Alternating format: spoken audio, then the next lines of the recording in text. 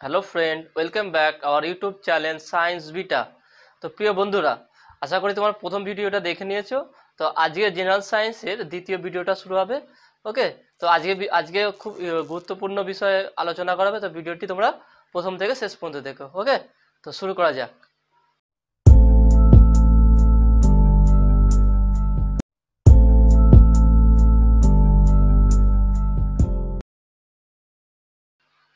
তো প্রিয় বন্ধুরা, তো আগের ভিডিওতে কি হয়েছিলাম, একক নিয়ে আলোচনা করেছিলাম আর এককবিহীন রাশিটাও শেষ পর্যন্ত বলেছিলাম। আজকে দেখবো যে কিছু বিষয়গুলো যেগুলো লিটার বা অন্যান্য বিষয় যা আছে সেইগুলো বিষয়ে আলোচনা করব। প্রথম যে আমরা কি হবে যে লিটার কাকে বলে, যে 1 লিটার আমরা কাকে বলি। অ্যাকচুয়ালি দোকানে দেখবে যখন কোনো জিনিস কিনতে যাও যে 1 লিটার আর 1 কেজি কিন্তু এক হয় না। 990 না 995 এরকম গ্রাম কে বলা হয় 1 লিটার। কোনো কিছু ক্ষেত্রে কম বেশি হতে পারে।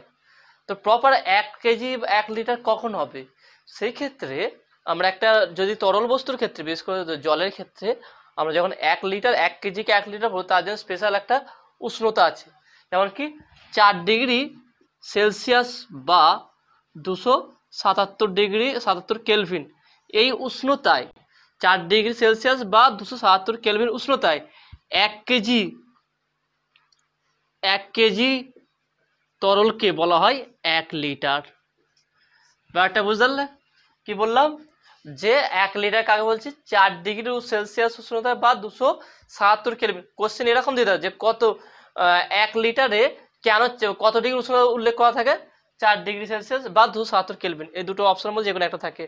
বা এরকম থাকে যে এক কেজি কখন 1 লিটার হয়, কত ডিগ্রি উষ্ণতায় 1 কেজি 1 লিটারের সমান হয়, সেটা হবে কি 4 ডিগ্রি সেলসিয়াস বা 277 কেলভিন উষ্ণতায়।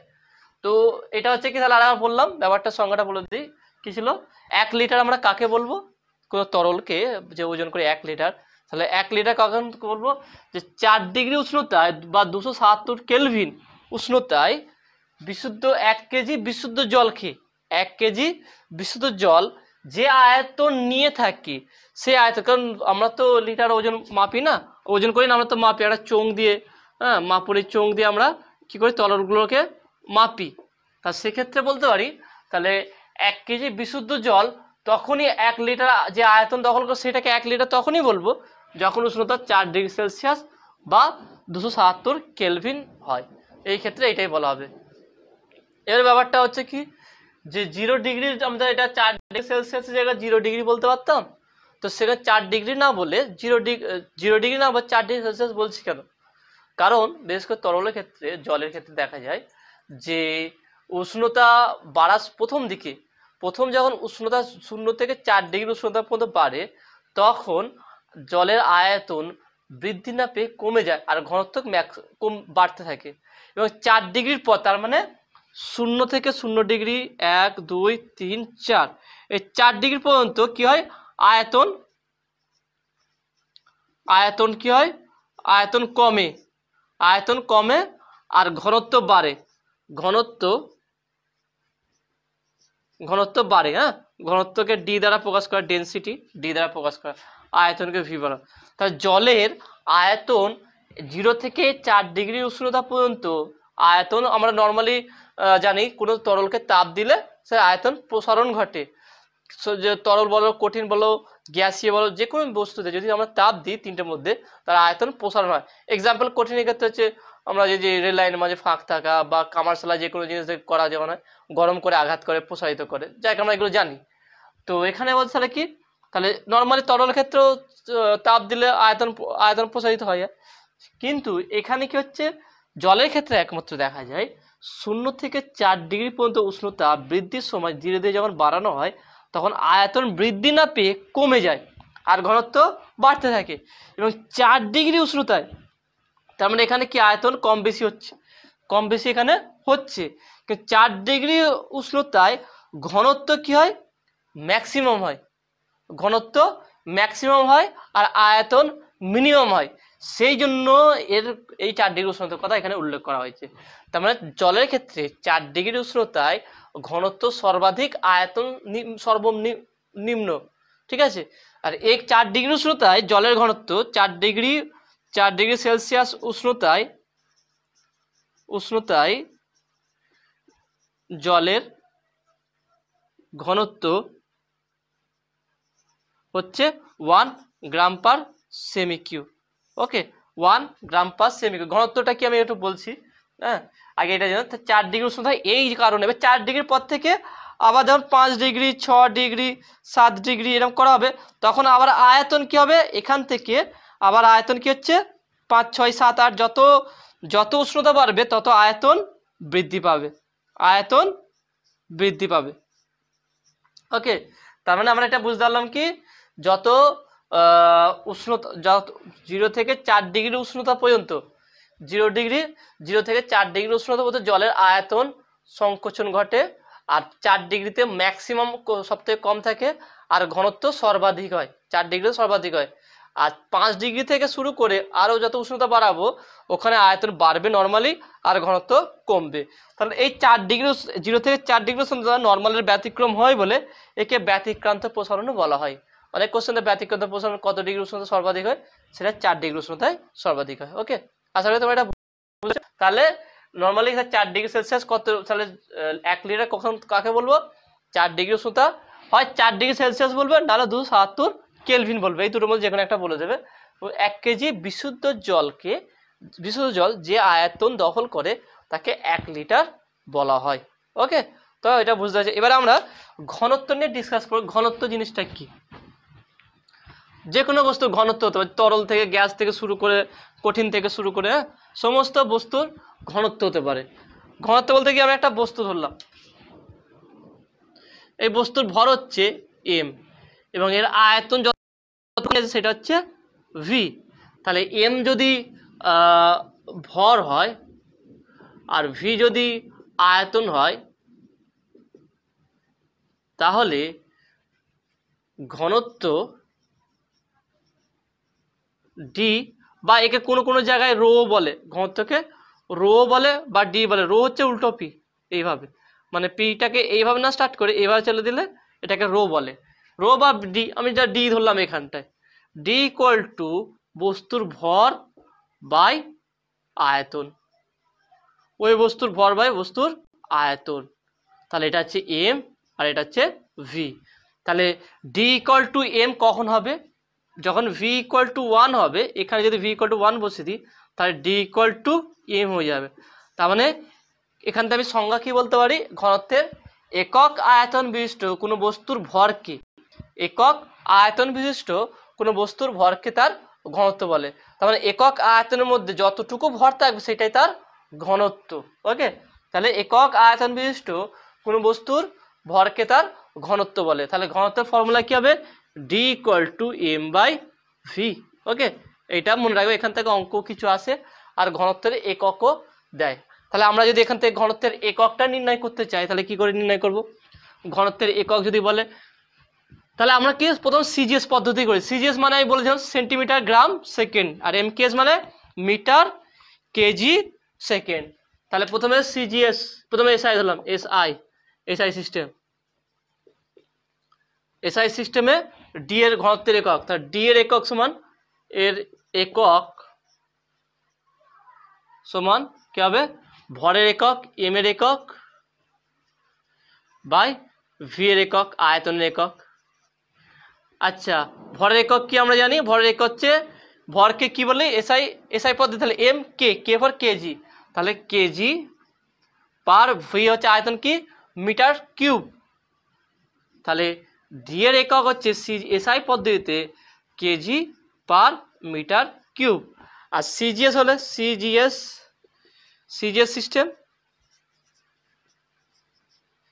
সিস্টেমে ঘনত্বের একক হচ্ছে, তাহলে কেজিটা সিজিএস সি মানে সেন্টিমিটার, জি ফর গ্রাম, তাহলে গ্রাম পার সেন্টিমিটার সেমি কিউব। তাহলে এইটা হচ্ছে এর তুলনা, হচ্ছে কি সিজিএসে আমরা গ্রাম পার সেমি কিউব ঘনত্বের একক বলবো, আর এসআই পদ্ধতিতে আমরা কেজি পার মিটার কিউব। এটা এমসিকিউ দিতেই পারে যে 1 গ্রাম পার সেমি কিউব সমান কত কেজি পার মিটার কিউব। বা এটা তরলের ক্ষেত্রে দেয় যে 4 ডিগ্রি উষ্ণতায় তরলের ঘনত্ব হচ্ছে কত, 1 গ্রাম পার সেমি কিউব। তাহলে 1 গ্রাম পার সেমি কিউব হলে এসআই পদ্ধতিতে তরলের ঘনত্ব কত হবে বা জলের ঘনত্ব কত হবে, এইটা কোশ্চেন দিয়ে দেয়। তখন তো আমরা জানি 1 গ্রাম পার সেমি কিউব সিজিএসে বলে দিয়েছে, তাহলে এসআই কি হয়, তাহলে আমার কনভার্ট করতে হবে।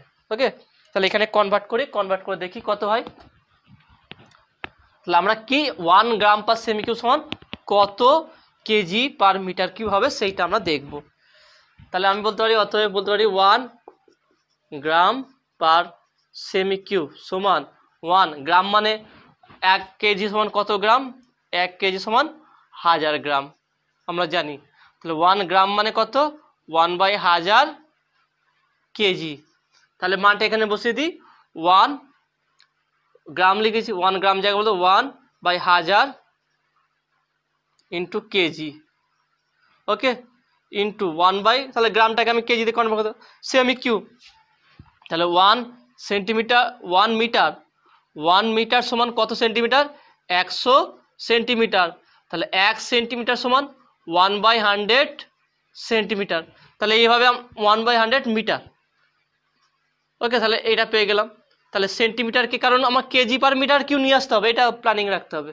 তাহলে আমি কত বলবো, সেন্টিমিটার কিউব জায়গা বলতে পারি তাহলে 1/100 মিটার তার কিউব। তাহলে এখানে কাজ করি, 100 আছে উপর দিয়ে করে দিলাম 100 কিউব বা এখানে 1000 দিলাম ইন্টু উপরে কেজি আর নিচে মিটার কিউব। তাহলে আমার এটা চলে এসছে। এবারে এটাকে আমার শর্ট আউট করতে হবে। তাহলে শূন্য দুটো আছে, 3 আছে পাওয়ার, তা 3 2 6, 6টা শূন্য হয়ে যাবে, 1 2 3 4 5 6। আর এখানে আছে 3টে, 1 2 3 into KG per metre cube. তাহলে 1 2 3 1 2 3 কাটলাম, তাহলে 1000 কেজি পার মিটার কিউব।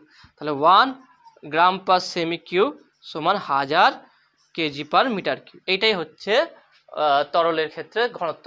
তার 4 ডিগ্রি উষ্ণতায় তরলের বা জলের ঘনত্ব এসআই পদ্ধতিতে কত হবে, 1000 কেজি পার মিটার কিউব, সিজিএসে 1 গ্রাম পার সেমি কিউব। তাহলে এইভাবে। তো প্রিয় বন্ধুরা, এবারে আমরা কিছু মাপার ব্যাপারে আলোচনা, যে কি কি পরিমাপ করতে পারি, পরিমাপ করার কি কি যন্ত্র আমরা ব্যবহার করি। নর্মালি আমরা যদি বলি সময় পরিমাপ করার জন্য, সময় আমরা কী দিয়ে পরিমাপ করি, ঘড়ি। ঘড়ি, দেয়াল ঘড়ি, নর্মাল অন্য রকম ঘড়ি আছে, স্টপ ওয়াচ আছে, এ আছে, যে বিশেষ করে যদি আমরা দৌড়ানোর ক্ষেত্রে কী ব্যবহার করি, স্টপ ওয়াচ ব্যবহার করি।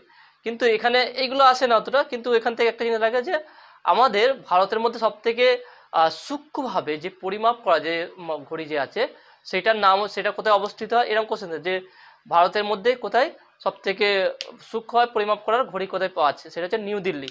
নিউ দিল্লি ওকে, নিউ দিল্লিতে একটা ঘড়ি আছে, তার ঘড়িটা মানে একটা ল্যাবরেটরিতে ঘড়ি আছে, ল্যাবরেটরির নাম আছে national physical laboratory.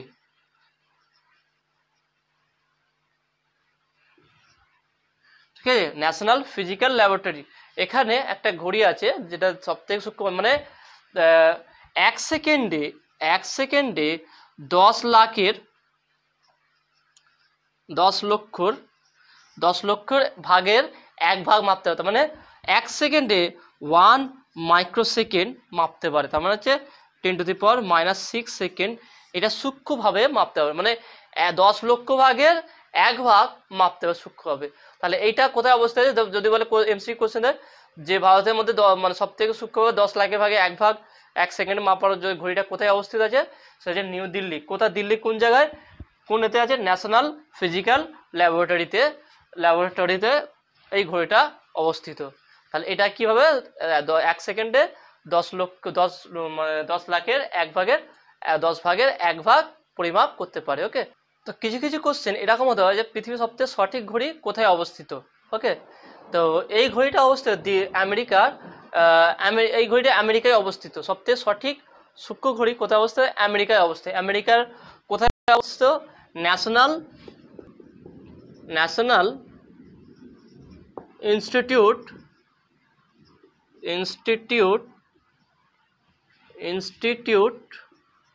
Of standard technology. Okay, এখানে অবস্থিত, আমেরিকার national institute of standard technology, এখানে ওই ঘড়িটা অবস্থিত, যেটা কি 2 কোটি বছর পর 1 সেকেন্ড হয় ফাস্ট হবে, নাহলে 1 সেকেন্ড স্লো হবে। তার 2 কোটি বছর পর, মানে এতটাই সূক্ষ্মভাবে পরিমাপ করার ঘড়িটা আছে। কোথায় অবস্থিত এটা? এটা হচ্ছে আমেরিকা। ওকে, আমেরিকায় অবস্থিত পৃথিবীর সবথেকে সূক্ষ্মতম ঘড়ি। সেটা কোথায়? আমেরিকা কোথায় অবস্থিত? কোন ইনস্টিটিউটে? National institute of standard technology, এখানে ওই ঘড়িটা অবস্থিত। ওকে, তাহলে এটা হচ্ছে আমরা সময়ের ব্যাপারে এই দুটো কোশ্চেন হয়তো আসতে পারে এমসিকিউতে। আর নেক্সট হচ্ছে আমরা দৈর্ঘ্য ব্যাপারে আলোচনা করবো। দৈর্ঘ্য আমরা কি দিয়ে পরিমাপ করি? নর্মালি দৈর্ঘ্য আমরা কি দিয়ে পরিমাপ করি? একটা স্কেল দিয়ে, নর্মাল স্কেল, তাই তো? নর্মাল মিটার স্কেল বা সেন্টিমিটার স্কেল আমরা ব্যবহার করি, এর দ্বারা আমরা নর্মাল দৈর্ঘ্য মেজারমেন্ট করি। এবারে এখানে কোশ্চেন দেয় যে 1 মিটার স্কেলের সবচেয়ে ক্ষুদ্রতম ঘরের মান কত? আমরা যদি 1 মিটার নিই, 0 থেকে শুরু করে 100 সেন্টিমিটার, তাই তো? 100 সেন্টিমিটার হলে সেটাকে 1 মিটার বলি, 1 মিটার। তাহলে এই 1 মিটার স্কেলের সব থেকে ক্ষুদ্রতম ঘরের মান কত হবে? তাহলে তার মানে একটা ঘরের মান, একটি ঘরের মান বা ক্ষুদ্রতম ঘরের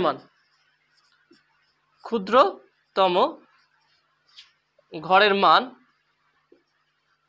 সেটা কি হবে? 1 মিলিমিটার।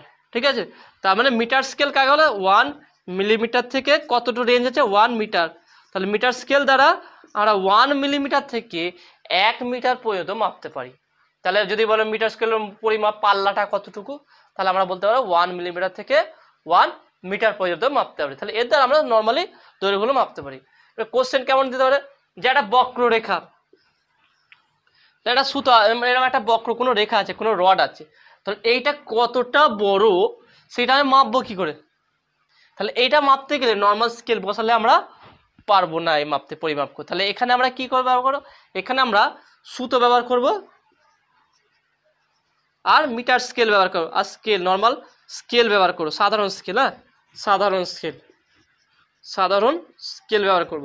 তাহলে এই সুতোর দ্বারা আমি প্রথমে এখানে বসিয়ে মাপবো সুতোটা কতটুকু গেল। সুতোটা এই রডটাকে জড়িয়ে এখান থেকে রাখলাম, তারপরে এখান থেকে রাখলাম, তারপরে এখান থেকে রাখলাম, রেখে টোটাল সুতোটা কতটুকু নিলাম, সেই সুতোটা এই স্কেলে বসিয়ে দৈর্ঘ্যটা আমরা কতটা হয়েছে সেটা আমরা বুঝতে পারবো। ওকে, তো আশা করি তোমরা এটা বুঝতে পারছো পুরো পরিমাপের ব্যাপারটা।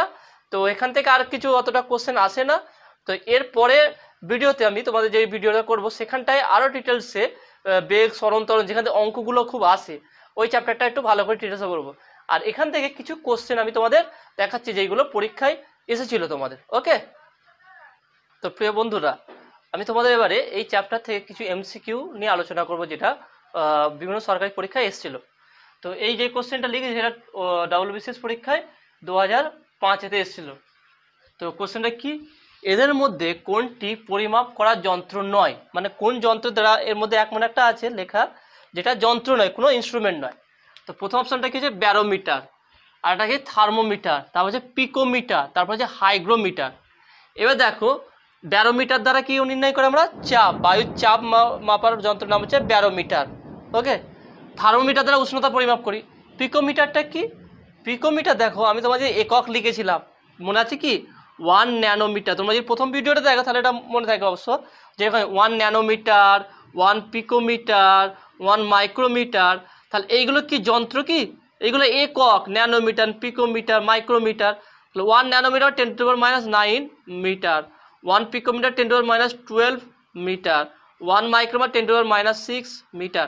তাহলে এর মধ্যে পিকোমিটার, তাহলে পিকোমিটার হচ্ছে একক, দৈর্ঘ্য নির্ণয়ের একক, কোনো যন্ত্র না। তাহলে উত্তর হবে কি? Option C. ওকে, তাহলে এই কোশ্চেনটার উত্তর হবে কি? Option C, picometre. তাহলে পিকোমিটার কোনো যন্ত্র নয়, হচ্ছে একক। আর 1 পিকোমিটার মানে 10⁻12 মিটার। ওকে, তো আমি তোমাদের নেক্সট আর একটা এক্সাম্পল দেখাচ্ছি।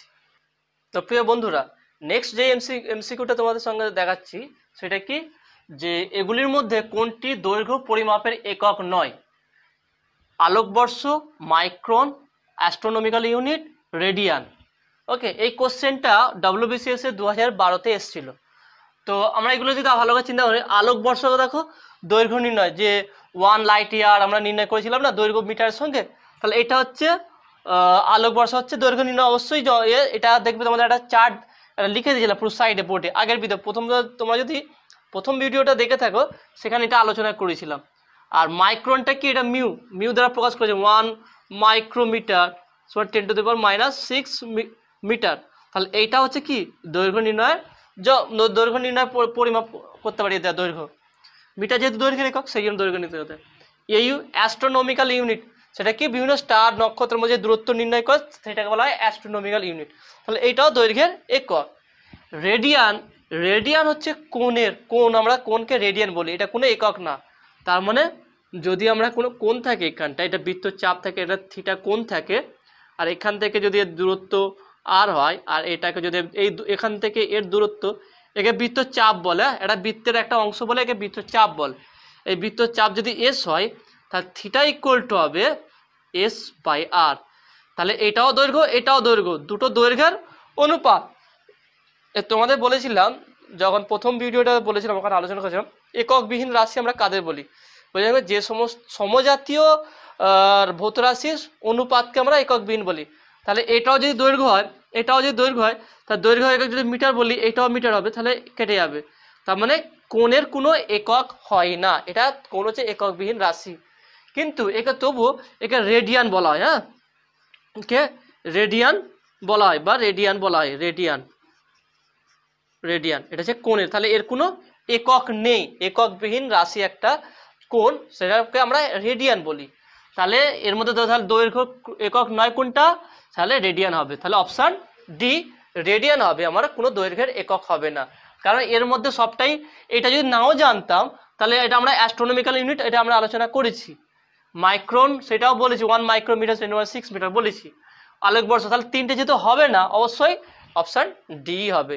আর যদি বাই চান্স অন্য কোথায় কোশ্চেন দেয় তাহলে আমরা জানবো কোনো কোণের একক হবে না, ওটা এককবিহীন রাশি, যেহেতু দুটি দৈর্ঘ্যের অনুপাত বলে। ওকে, তো আমি আর একটা এমসিকিউ তোমাদের সামনে দেখাচ্ছি। তো প্রিয় বন্ধুরা, নেক্সট যে এমসিকিউটা তোমাদের দেখাচ্ছি সেই এমসিকিউটা কি, আলোকবর্ষের একক হলো সময়ের একক, দৈর্ঘ্যের একক, আলোর একক, আলোর তীব্রতার একক। এটা কত সালে এসে WBCS এর 2014-তে এই কোশ্চেনটা এসেছিল। তাহলে আলোকবর্ষ কার একক, একটু আগে ডিসকাস করলাম যে আলোকবর্ষ কি বা লাইট ইয়ার কি, এক বছরের আলো যত দূরত্ব থেকে তাকে লাইট ইয়ার বলে, তার মানে দূরত্বের একক। তার মানে তাহলে সময়ের একক হবে না, সময় নয় এটা, আলোর এককও হবে না, আর আলোর তীব্রতার একক হবে না, তাহলে কার হবে, দৈর্ঘ্যের একক। ওকে, তাহলে আলোকবর্ষ কার একক, দৈর্ঘ্যের একক। আর একটা আলোকবর্ষ থেকে এরকম কোশ্চেন দিতে পারে যে আলোকবর্ষ লব্ধ একক না মূল একক, যে দেখবে আলোকবর্ষের যেটা সম্পর্ক মিটারের সঙ্গে, তাহলে মিটার একটাই, তাহলে এটা আলোকবর্ষ অবশ্যই মৌলিক একক হবে, লব্ধ একক হবে না। নেক্সট যে কোশ্চেনটা আছে, 1 ন্যানোমিটার সমতুল্য হলো কার, 10 অ্যামস্ট্রং। এ দিয়ে গোল চিহ্ন হচ্ছে, এটা ডিগ্রি যে চিহ্ন আছে এটাকে অ্যামস্ট্রং বলে। ওকে, দেখবে ওখানে দিয়ে আছে অ্যামস্ট্রং বলেছিলাম, 10 অ্যামস্ট্রং, 100 অ্যামস্ট্রং, 10 মাইক্রোমিটার, 0.01 মিলিমিটার। এটা হচ্ছে WBCS এর 2017-তে এসেছিল। এই কোশ্চেনটা একটু টাফ মনে হচ্ছে, কিন্তু এটা খুবই সোজা। যদি আমরা একটু সময় লাগাই, একটু চিন্তা ভাবনা করি এটা, তাহলে আমরা বুঝতে পেরে যাবো যে খুবই সোজা কোশ্চেনটা। কিভাবে আমরা বুঝতে পারবো, যে আমরা জানি 1 ন্যানোমিটার সমান কি জানি, 1 ন্যানোমিটার সমান, যেহেতু সবই অ্যামস্ট্রং দিয়েছে তাই না, তাহলে 1 ন্যানোমিটার সমান 10⁻⁻9 মিটার। ওকে, আবার 1 অ্যামস্ট্রং সমান 10⁻10 মিটার। তাহলে এখান থেকে একটা কাজ করি, 10⁻9 আছে, তাহলে 10⁻10 করতে হলে কি হবে আমার করতে, তাহলে এখান থেকে করতে হবে একটা 10 গুণ করলাম, 10 দিয়ে ভাগ করলাম, ইন্টু 10⁻⁹ মিটার। তাহলে 10 ইন্টু এই 10টাকে উপরে তুললাম, তাহলে পাওয়ার 1 আছে, তাহলে এটা উপরে উঠলে গেলে -9, এই উপরে 1টা উঠলে -1, তাহলে 10⁻⁹ মিটার। তাহলে 10 ইন্টু 10⁻⁻10 মিটার। তারপর 10⁻10 মিটারকে আমরা কি বলছি, 1 অ্যামস্ট্রং। তার মানে বলতে পারবো 1 ন্যানোমিটার সমান 10 অ্যামস্ট্রং। ওকে, তাহলে এইটাও হবে উত্তর। তাহলে এটা হবে না, এটা 10 মাইক্রোমিটার হবে না, 100 অ্যামস্ট্রং হবে না, তাহলে অপশান এ হবে কি 10 অ্যামস্ট্রং। ওকে, তাহলে এটা হচ্ছে এই এমসিকিউ এর উত্তর। তো তোমাদের আরেকটা এমসিকিউ দেখাচ্ছি। তো প্রিয় বন্ধুরা, তোমাদের সামনে আরেকটা এমসিকিউ নিয়ে হাজির হয়েছি। সেই এমসিকিউটা কি, যে 50 সেমি কিউব পারদের ভর 680 গ্রাম হলে পারদের ঘনত্ব কত হবে? 15.7 গ্রাম পার সেমি কিউব, 13.6 গ্রাম পার সেমি কিউব, 10.6 গ্রাম পার সেমি কিউব, না 1 গ্রাম পার সেমি কিউব। ওকে, তাহলে এইটা হচ্ছে অঙ্কটা করতে হবে, ঘনত্ব নির্ণয় করতে। তাহলে কি কি দেওয়া আছে? সেমি কিউব মানে আয়তন, আয়তনের একক কিউব, সেমি কিউব। গ্রাম মানে কি? ভরের। তাহলে এম ইকুয়াল টু কত?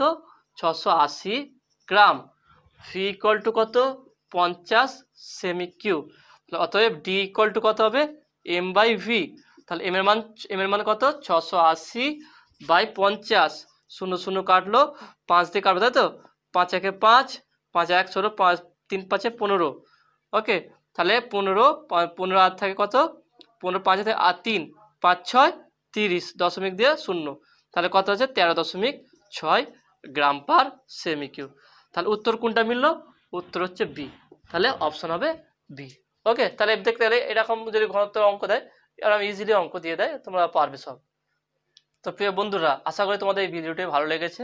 তো ভিডিওটি যদি ভালো লেগে থাকে অবশ্যই তোমরা এই চ্যানেলটাকে সাবস্ক্রাইব করবে এর পরের সিরিজগুলো পাওয়ার জন্য। তো আমি এই চ্যানেলে সমস্ত ভিডিও, যেই সরকারি যত রকম পরীক্ষা আছে, জেনারেল সায়েন্সে যত রকম কোশ্চেন হতে পারে, সমস্ত রকমই পড়াবো, তারপর কিছু এমসিকিউ আলোচনা করব। তো অবশ্যই চ্যানেলটা সাবস্ক্রাইব করবে। আর ভিডিওটি কেমন লাগলো তোমরা সেটা কমেন্ট অবশ্যই জানাবে। আর যদি ভালো লাগে অবশ্যই লাইক দেবে। আর কমেন্টে তোমরা জিজ্ঞেস করবে যে আরো কোনো সমস্যা থাকলে, কোনো কোশ্চেন যদি না পড়ো এমসিকিউ, সেইগুলো আমাকে কমেন্টে জানাবে। ওকে, আর ততক্ষণ পর্যন্ত হ্যাভ এ নাইস ডে।